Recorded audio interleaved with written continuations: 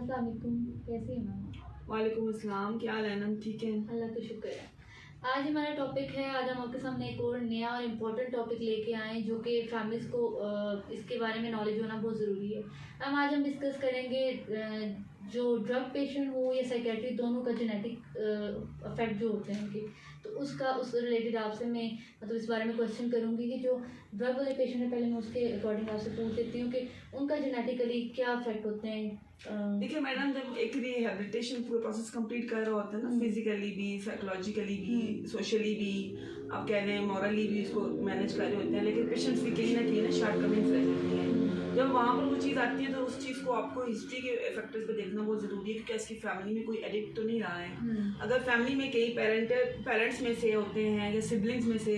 या आप कह लें कि आपके अंकल्स, ठीक है, चचा मामू हो गए, या इस तरह रिलेटिव्स में कहीं ना कहीं वो क्लोज वंस जो आपके ब्लड रिलेशंस में आते हैं या आपकी मदर्स के ब्लड रिलेशंस में हैं, तो अगर वहाँ पर वो चीज़ बहुत कॉमन है या आपकी फैमिली में बहुत ज़्यादा पाई जाती है, तो वहाँ पर पेशेंट के चांसेस जो है वो कम हो जाते हैं। वो कैसे कम हो जाते हैं कि देखिए, पेशेंट की अगर पर्सनैलिटी ओवरऑल मैनेज है, ठीक है, वो ड्रग्स की ट्रीटमेंट को अंडरस्टैंड भी करता है, कोऑपरेट भी करता है, ड्रग्स को क्विट बैक भी करता है, ठीक है, उसकी हम फिजिकल डिटॉक्सिफिकेशन बड़ी अच्छी तरीके से करते हैं, उसको हम मेंटली रिहैब करते हैं, उसको साइकोलॉजिकली करते हैं, लेकिन बाय जाकर कहीं ना कहीं ऐसा फैक्टर आता है या उसकी पर्सनैलिटी में कहीं ना कहीं बेसिकली तो होती पर्सनैलिटी की वीकनेसेस नहीं है जो कि पेशेंट को ड्रग्स में दोबारा इन्वॉल्व करती हैं, लेकिन क्योंकि हमारे यहाँ साइको एजुकेशन बहुत कम है और फैमिलीज के पास इतना नॉलेज होता नहीं है, क्योंकि वो समझती हैं कि ड्रग्स को सिर्फ अपने रिहैब में पेशेंट को बस बंद कर देते हैं तो पेशेंट वहाँ से कम्प्लीटली मैनेज होकर आते हैं, फैमिली को कोई इनपुट बाहर आके कुछ करना नहीं पड़ता, जबकि ऐसा नहीं है। देखिए, एक डिजीज है, अगर डिजीज के उसको फैक्टर मिलेंगे और अगर आपको थेरापिस्ट, आपके मॉलोजीन या हॉस्पिटल्स वाले जो भी आपको इंस्ट्रक्शंस देते हैं आप उनको फॉलो करेंगे तो आपके पेशेंट की तो लाइफ टाइम मैनेजमेंट चलेगी। स्टार्ट डेज मुश्किल होती है पेशेंट के, ठीक है, 5 to 6 मंथ्स कह लें, ठीक है, 6 to 9 depend on the patient personality, ठीक है। अगर उसके अकॉर्डिंग आप फैमिलीज मैनेज करती हैं, थोड़ा सा कोऑपरेट करेंगी, जिस तरह हॉस्पिटल के अंदर थेरापिस्ट कोऑपरेट कर रहे होते हैं, बाई अगर फैमिलीज करती हैं तो आपके रिजल्ट्स आपके अकॉर्डिंग ही होते हैं फिर, क्योंकि पेशेंट की मैनेजमेंट कम्प्लीटली आ जाती है। जब वो डिटॉक्स के बाद, आफ्टर जो डिटॉक्स आपको जो आपका कहने के पोस्ट पीरियड चलता है वो मैनेज हो जाए तो पेशेंट माशाल्लाह से लाइफ टाइम में मैनेज है। बस ही थोड़ा सा वर्किंग करनी पड़ती है, लेकिन जेनेटिक फैक्टर को देखिए आप इग्नोर नहीं कर सकते हैं।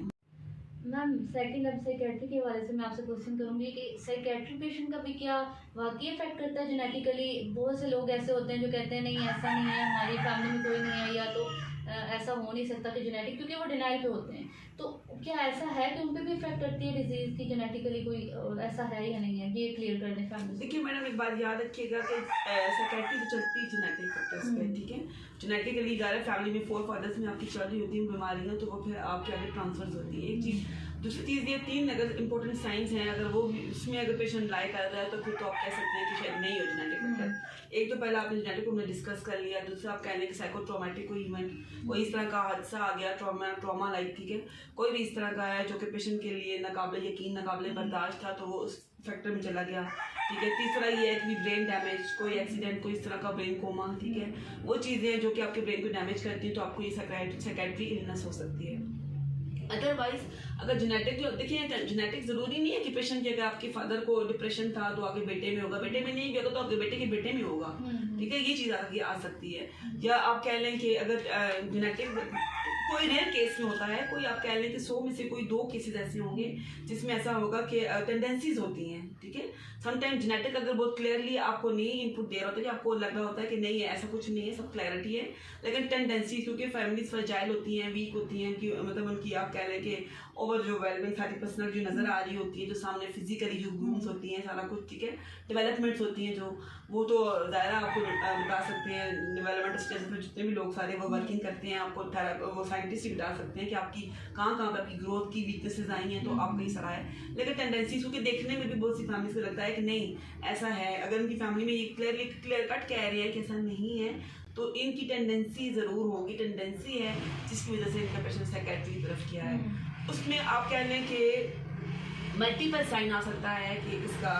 ये जेनेटिक का, ठीक है, उसमें आ सकता है कि आप कह सकते हैं कि हाँ जी साथ इसमें एडिशन हुआ है इसका, या कोई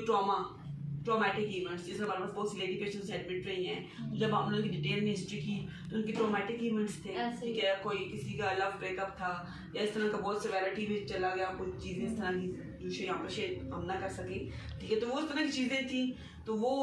डेफिनेटली वो फिर आगे से रनिंग चलती है उसकी। ऐसे ही है। Thank you ma'am. असल में ये चीज़ें फैमिलीज तक पहुंचाना बहुत ज़रूरी है, बिकॉज हमें आकर जब हमारे सामने फैमिली आती है या तो वो बहुत ब्रेक करके आती है पेशेंट को, जब वो बहुत वर्स्ट कंडीशन पे पहुंचते तो हमारे पास आते हैं। असल में फैमिलीज की एक्सेप्टेंस की सबसे बड़ी वजह भी यही है ना कि वो एक्सेप्ट ना करने की। तो उनको लगता है कि अगर हमने कह दिया हमारी फैमिली में बैक पे है किसी को